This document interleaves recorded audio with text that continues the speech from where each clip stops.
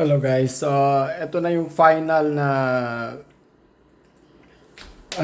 video sa mini project natin na mini fountain na automatic mag-on and off depende sa naka-capture na ng PIR sensor natin kung mayroong human, no, o tao dito sa loob ng bahay close dito sa fountain is mag-o-on siya.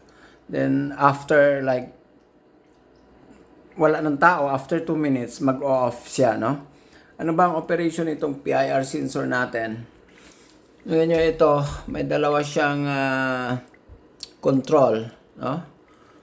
May variable resistor siya. Ito para sa sa sensitivity. Nakita nyo itong jumper dito, tatlong pins yan. So, pwede mong i-transfer yung jumper ng yellow na yan. Yung dito sa taas, yan yung 2 minutes na time niya. After siya nakasense ng human, then mag-o-off after 2 minutes.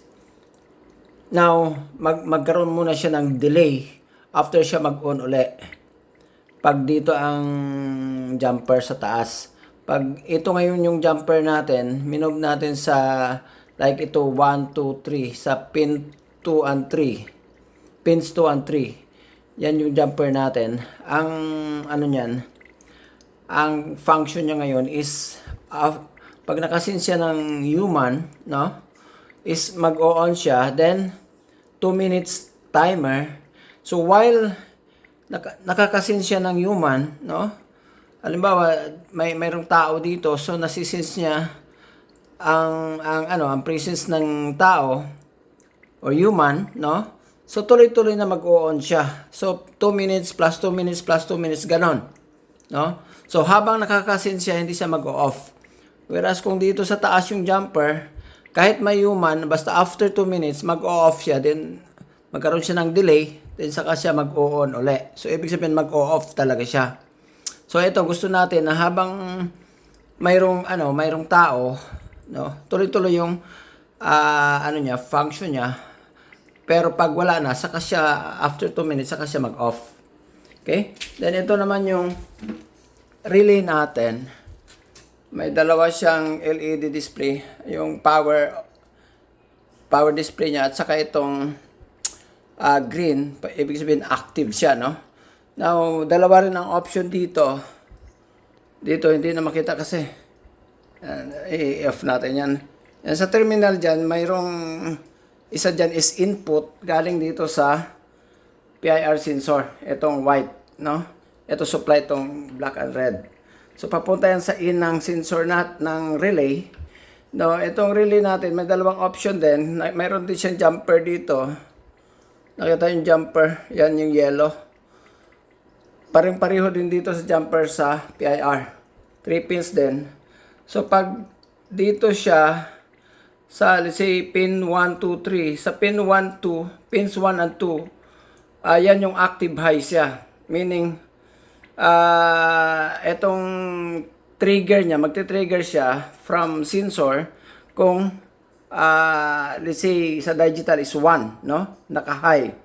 So, ibig sabihin active high siya. Ibig sabihin yung relay, pag may 1 atong white na wire galing sa PIR, 1 yan, high, ibig sabihin mag-activate yung relay. Pero, another option is, ilipat mo yung jumper dito sa pins 2, 3, ibig sabihin, active low siya. Meaning, pag 0, that's the time na mag-activate yung relay. Pag 1, mag-o-off yung relay. So, yan yung option dito sa jumper. Okay?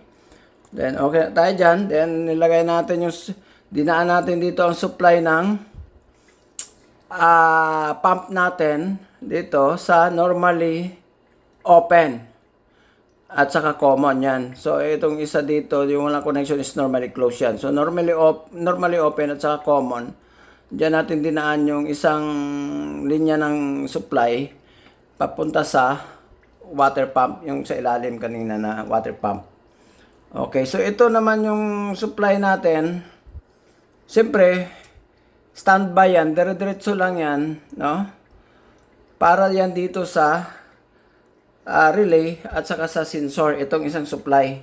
So, ibig sabihin, naka-on lang yan palagi, no? Itong supply na to. Then, ito, pag nag-off siya, ang fountain, mag-off din itong supply sa LED.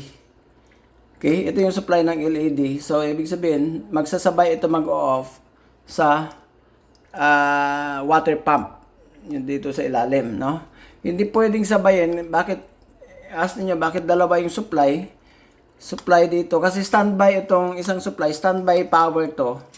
Para dito nga sa sensor at saka sa relay. Ito, standby power to. Ibig sabihin, 24/7 ito naka-on. But ito, magre-rely, siyempre, sa relay. So, same with the pump. So, pareho yan. Yung isang linya nitong supply is nakadaan din dito sa relay. Dalawa sila. Yung sa pump at saka itong sa supply. Dito sa relay dumaan. Pero ito again, continuous ito. Ito yung standby supply ng relay at saka ng PIR sensor. Alright? So, yan. Ito naman yung mga LED natin. Okay ba? Nice ba yan? So, that's combination of red, white, and blue. Yan. So, bali, yan. Tatlo dito na side, dalawa dito. So, para makita mo yung flow na. Kasi kung wala yan, halimbawa, i-off natin, no? I-off. Then, may switch din ito dito just in case for emergency, may on-off siya dito. So, kung i-off natin, nakita nyo, pag malayo ka, hindi mo na masyado makita yung tubig, patak ng tubig, kasi nga, nag-off yung fountain, no? So, on natin ulit. Yan.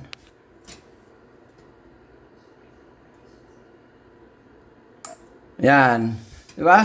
Medyo nagkaroon ng delay. Kung dito ako kasi kanina, so nung naglipat ako na sense niya, kaya nag-on siya. Yung relay natin. Medyo di ba pag on natin, hindi pa siya agad nag function itong sa LED dahil hindi pa nag-on yung relay, pati yung pump. Okay? So, yun na. Ito yung mga connection natin dito. Papunta to sa pump. No, sa ilalim, dumaan yan. Then, also, nagkasala pa tayo. Nahulog yung isang flower pot. No? Muntik na mahulugan yung laptop ko. Then, also ito, mayroon pa yan ilalagay na mga shields dito mamaya. Diyan, para maganda tingnan. So, but so far, nice naman siya tingnan. Right? No, relaxing pag dito ka sa sala. Nakikita mo yan. Then, ito maliit ko na fountain, lalagyan ko nito ng sensor din. Kasi, bakit lagyan ng sensor? No? Bakit pa kailangan ng lagyan pa ng sensor yan? Kasi, itong fountain, minsan nakakalimutan na lagyan ng tubig. Every 3 days yan, parang nawawala yung tubig dahil nga sa evaporation, no? Lalo na dito sa loob ng bahay, may heater, mainit, no? So, ina-absorb yung tubig. Then, especially na umiikot yung tubig, so, maraming naga-evaporate. Right? So, lagyan ng kasi kung manual dati, yan yung switch, yan na yan. Dati na yan. May switch, pero siyempre minsan nakakalimutan i-off. Napabayaan lang, wala ng tubig, no? Tapos yung pump, pwede mag-overheat yan pag wala ng tubig. Okay, 'di ba? Ang pump, ang motor pag wala siyang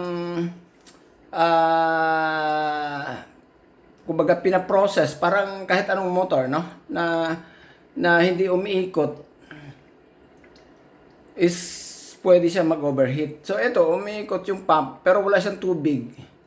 Ibig sabihin, pwede mag-overheat yung pump. So pag baka pwede pa magkaroon ng short circuit, masunog, no?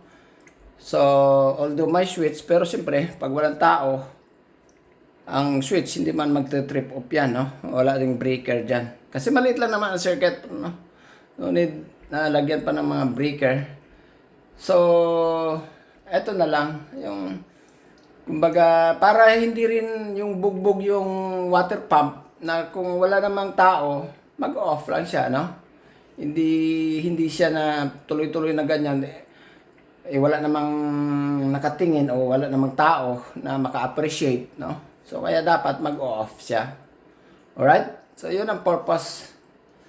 So, yun lang guys. At saka yung premyo ko pala dito sa nagpagawa, mamayang gabi daw ibigay yung premyo. So, excited na ako. So, yun lang guys. Bye!